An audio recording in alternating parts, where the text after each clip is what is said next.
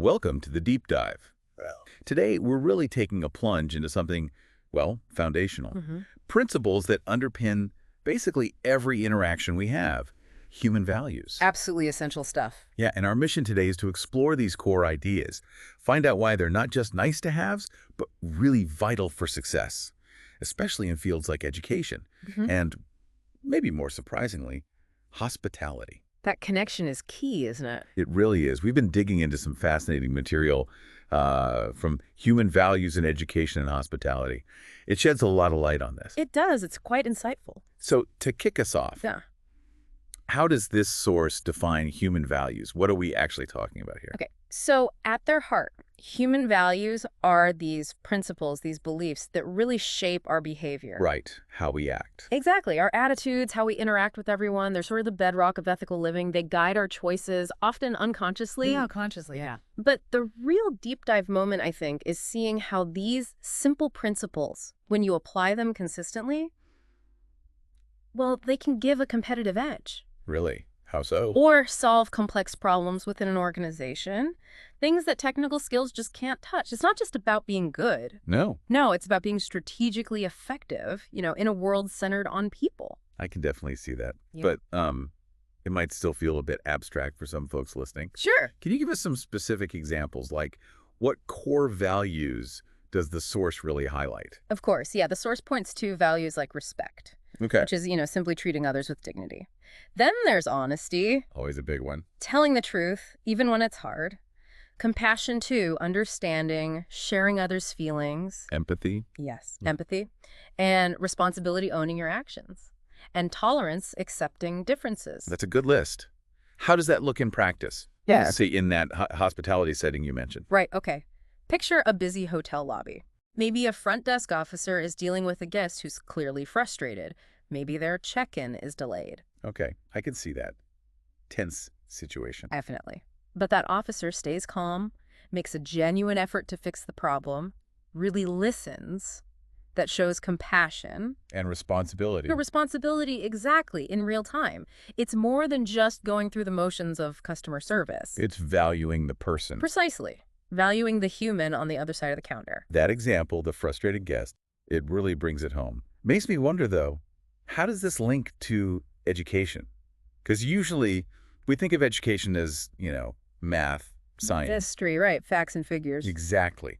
Not necessarily this human element. And that's a really crucial distinction the source makes. It separates education, the traditional kind, from value education. Okay. So traditional education, it's mostly focused on skills and knowledge. Preparing for a job. Right. Yep. Academic success, career-oriented.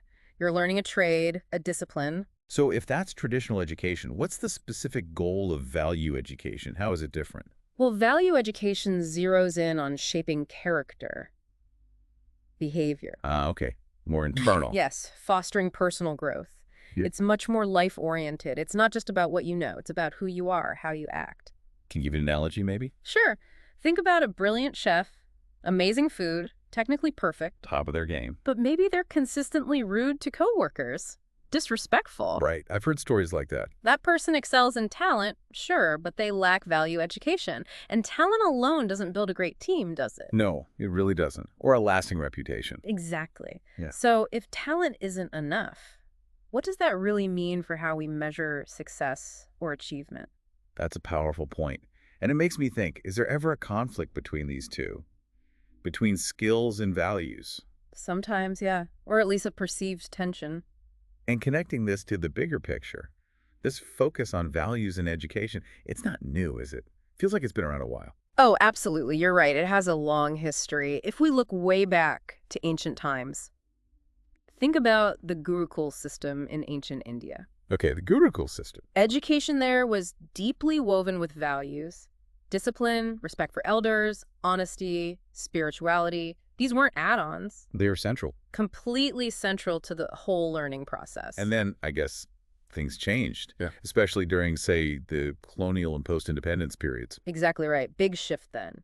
Education became much more focused on intellectual growth, often for practical reasons, administration, industry. Right. Skills for the empire or the new nation. Pretty much. And as a result, values they took a backseat. The focus shifted to what can you do?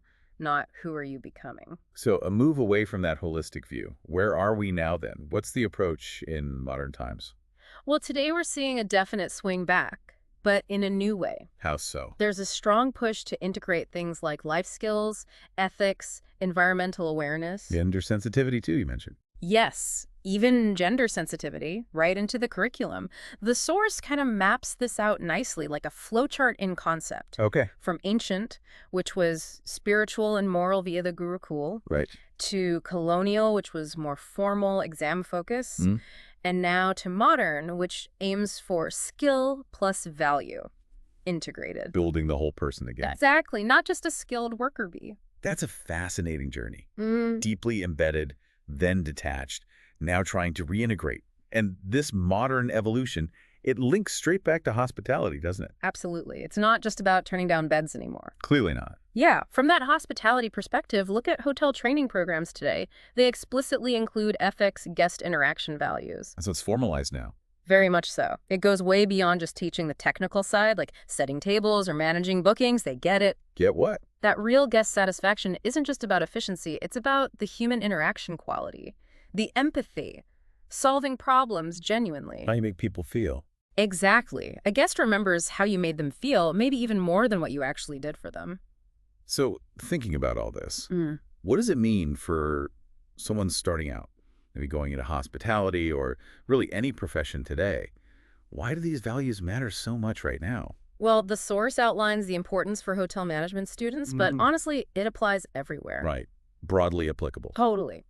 For any professional, understanding and living these values helps you handle diverse people respectfully. Crucial in our connected world. Build strong teams too, I imagine. Yes. Strong teamwork through shared values, mutual support, and critically, it helps prevent unethical stuff. Like what? Like overcharging, discrimination, cutting corners, the kind of thing. Yeah, unfortunately. Ultimately, it fosters a welcoming, inclusive culture, not just in hotels, but any workplace. It builds genuine trust, makes it a place people want to be. You can really see it, can't you? These aren't just fluffy ideas. They directly impact everyday work, how people behave, and, well, the success of the whole place. Builds that lasting reputation and culture. Definitely. So if we had to boil all this down, what are the absolute key takeaways for someone listening? Okay. The source gives some great summary points. First, human values are fundamental. They make us better professionals, better people. Simple as that. Okay, fundamental. What else? Second, education without values. That creates an imbalance. You might have skills. But not the character. Exactly. Lack the character or judgment to use them wisely, ethically. Third, in fields like hospitality, success takes more than technical skill. It demands sensitivity, ethics, every time. Sensitivity and ethics. Got it. And finally, this kind of value-oriented learning. It nurtures trust, inclusivity, personal integrity in all parts of life, work, home, everywhere. That really sums it up well. Powerful stuff. Thank you for taking this deep dive with us today. It's been really illuminating. My pleasure. And this brings up a final thought, maybe something for you, the listener, to consider. No. If valuing human connection and ethical conduct is so vital for a thriving organization, for a good society, how might we apply these lessons ourselves? How can we actively cultivate integrity and empathy in our own lives, our own jobs, beyond just hotels or classrooms?